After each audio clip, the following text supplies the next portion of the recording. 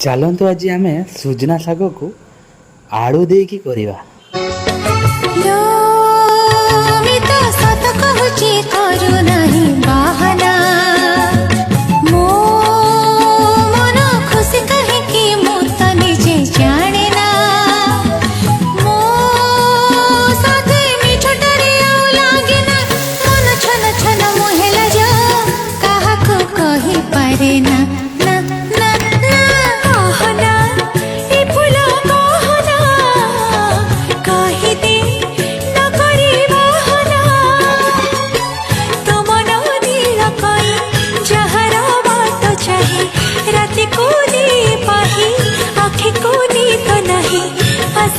की भी कहना।